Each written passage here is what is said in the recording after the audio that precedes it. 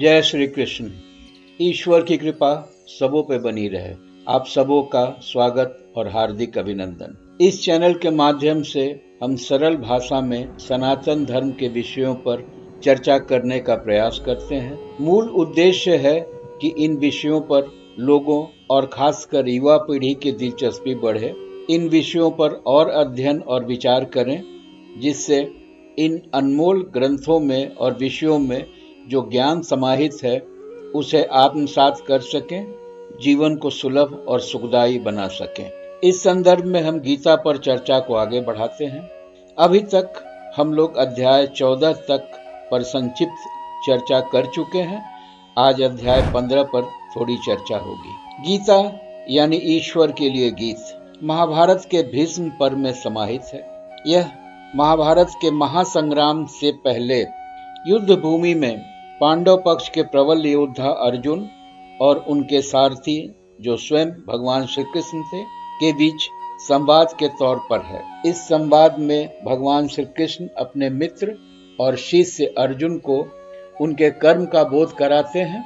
क्योंकि युद्ध भूमि में अपने स्वजनों को प्रतिद्वंद्वी के रूप में देखकर अर्जुन मानसिक रूप से दुर्बल हो गए थे और अपने न्यायोचित कर्म से विमुख हो रहे थे। वो लड़ने से मना कर रहे थे। गीता में कुल 18 अध्याय हैं, जिसे सामान्य तौर पर 3 हिस्सों में समझा जा सकता है। अध्याय 1 से 6 तक श्री भगवान अर्जुन को कर्म की शिक्षा देते हैं, निष्काम कर्म करने को कहते हैं, यानी फल के इच्छा के बिना कार्य करने को कहते हैं। कर्म, अकर्म और विकर्म को परिभाषित करते हैं। आत्मा की अनश्वरता और शरीर के निश्वरता के बारे में समझाते हैं।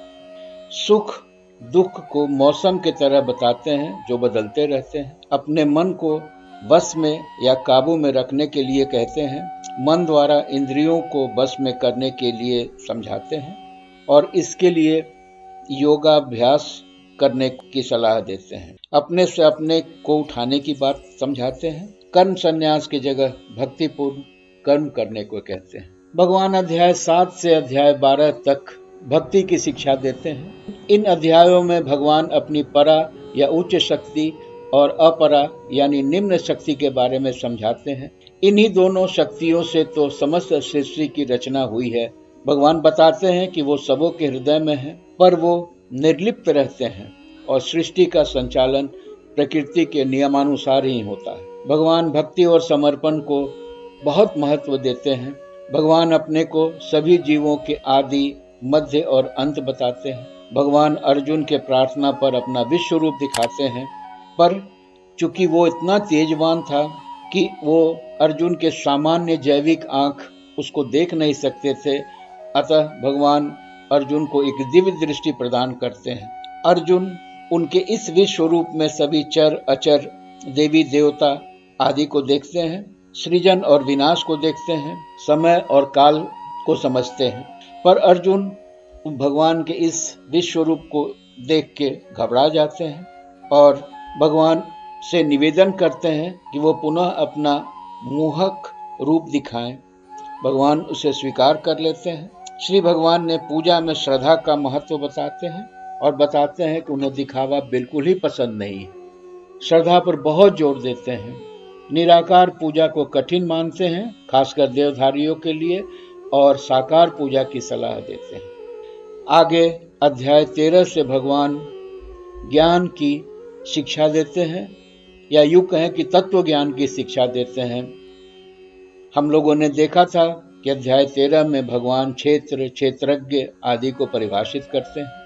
भगवान ज्ञान और अज्ञान को भी परिभाषित करते हैं। भगवान बताते हैं कि जो परमात्मा, जीवात्मा और प्रकृति के गुणों को समझ लेता है, असल ज्ञानी वही होता है।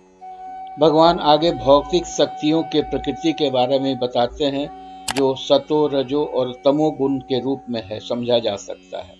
भगवान तीनों गुणों की प्रकृति को बहुत शक्तिशाली बताते हैं और बताते हैं कि उन्हीं के कॉम्बिनेशन से किसी व्यक्ति का पर्सनालिटी निर्धारित होता है। भगवान तीनों गुणों से ऊपर उठने को कहते हैं, त्रिगुणातीत होने की सलाह देते हैं। अब हम अध्याय 15 पर चर्चा प्रारंभ करते हैं।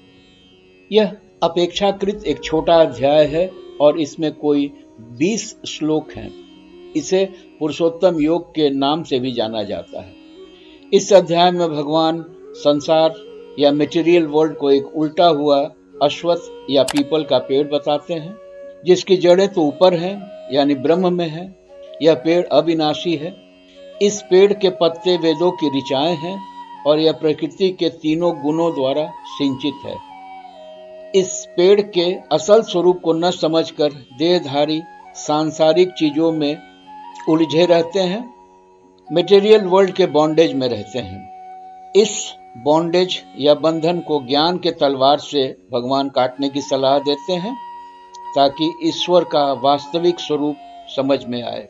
भगवान ईश्वर में शरणागत होने की बात करते हैं। इस अध्याय में भगवान क्षर अक्षर के बारे में बताते हैं और ईश्वर को उनसे भी ऊपर बताते हैं और उनकी आराधना की सलाह देते हैं। अध्याय के प्रथम श्लोक में श्री भगवान बताते हैं कि संसार एक अश्वत्थ या पीपल का पेड़ है, जिसकी जड़ें तो आकाश की तरफ हैं।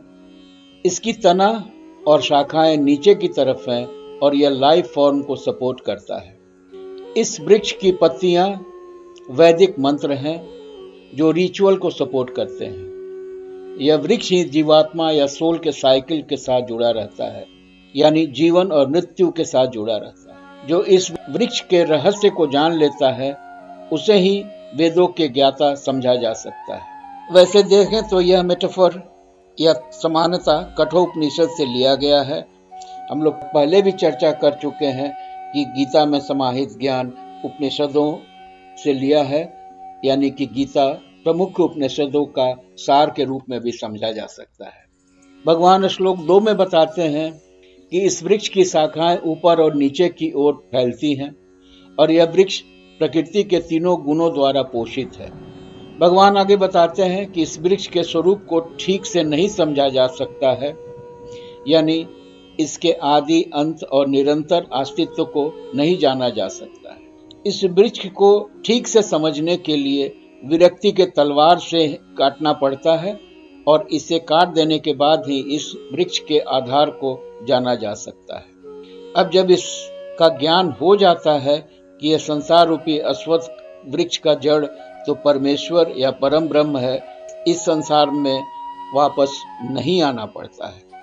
भगवान यह भी समझाते हैं कि जो अज्ञानी है और लगातार अपने इच्छाओं यानी डिजायर को फुलफिल करने के लिए लगे रहते हैं, वो यह नहीं समझ पाते हैं कि इच्छाएं लगातार बढ़ती ही जाती है और उसको कभी पूरा नहीं किया जा सकता है। भगवान श्लोक 5 में पुनः बताते हैं कि जो डिल्यूजन से दूर है, अटैच नहीं है, जिसकी कोई इच्छाएं नहीं है, जिसके लिए सुख और दुख समान है, यानी प्लेजर पेन की डुअलिटी नहीं है, वही ईश्वर को पा सकता है। भगवान अपने स्थान को व्याख्यात करते हैं और बताते हैं उनका लोक सूर्य और चंद्र से प्रकाशित नहीं है, वह ईश्वर के योग माया से प्रकाशित है। वह असल सत्य चित्त और आनंद है, यानी full of bliss knowledge and eternity. अब भगवान श्लोक 7 से आगे जीवात्मा के स्वरूप को समझाते हैं और बताते हैं कि जीवात्मा डिवाइन है और भगवान का ही अंश है, पर जब वह प्रकृति के संसर्ग में आता है तो कुछ हद तक अपना डिवाइन स्वरूप खो देता है, यानी प्रकृति के गुणों की तरफ खिंच जाता है। जब जीवात्मा कोई शरीर ग्रहण करता है और जब उस शरीर को छोड़ता है तो अपने साथ मन भी ले जाता है, यानी इसे यूं भी समझा जा सकता है कि आत्मा स्थूल शरीर को जब छोड़ देता है तो अपने साथ सूक्ष्म और कारण शरीर ले जाता है, और इस तरह आत्मा को प्रत्येक जीवन में एक नया शरीर मिलता है और मन भी उसके साथ पूर्व जन्मों से निरंतर यात्रा करते रहता है। इस यात्रा की समाप्ति मोक्ष प्राप्ति के बाद हो जाती है। अब भगवान श्लोक 9 में यह बताते हैं कि कैसे आत्मा जो दिव्य या डिवाइन है वो सेंस ऑब्जेक्ट से अटैच हो जाता है और भोगों को ग्रहण करने लगता है। भगवान समझाते हैं कि आत्मा या जीवात्मा बाहर शरीर को mind, intellect, subconscious mind, 10 senses और 5 प्राण से एक्सपीरियंस करता है। इसकी चर्चा कठोपनिषद में भी की गई है, जहां समझाया गया है कि आत्मा, the senses, the mind United is called the enjoyer. भगवान श्लोक 10 में समझाते हैं कि वैसे तो आत्मा सबके हृदय में है, पर इसे हम समझ नहीं पाते हैं, और हम ये कह सकते हैं कि consciousness is an indication of life. पर जो अज्ञानी हैं वो आत्मा के स्वरूप को नहीं समझ पाते हैं और सेंसुअल प्लेजर के तरफ खींचते चले जाते हैं। वो तीनों गुणों के प्रभाव से ग्रसित रहते हैं और आत्मा को शरीर समझ लेते हैं। भगवान आगे बताते हैं कि जोगी जो ध्यानावस्था में रहते हैं और सच्चे मन से परफेक्शन की तलाश करते हैं, वो आत्मा के स्वरूप को समझ लेते हैं, पर जो सच्चे मन से प्रयास नहीं करते हैं वो यह भेद नहीं समझ पाते हैं और कुएं की मेढक की तरह होकर रह जाते हैं। अब भगवान श्लोक 12 से आगे प्रभु के स्वरूप की चर्चा करते हैं और बताते हैं कि उन्हीं की तेज से पूरा ब्रह्मांड प्रकाशित हो रहा है। सब जीवित को ऊर्जा उन्हीं से मिलती है और वही सबों के हृदय में भी है। भगवान श्लोक 16 से आगे बताते हैं कि संसार में दो प्रकार के प्राणी हैं, क्षर और अक्षर। क्षर या पेरिसेबल, जिसकी जन्म और मृत्यु होती है, जो मटेरियल वर्ल्ड में है। अक्षर, सोल या आत्मा, जिसकी जन्म या मृत्यु नहीं होती है। पर इन दोनों के ऊपर एक सुप्रीम डिवाइन पर्सन भी है, यानी परमात्मा है। ये क्षर और अक्षर दोनों से ऊपर है। भगवान ये बताते हैं कि जो यह जान लेता है, असल ज्ञानी वही होता है, और हम सबों को परमात्मा को जानने की चेष्टा करनी चाहिए। जय श्री कृष्ण।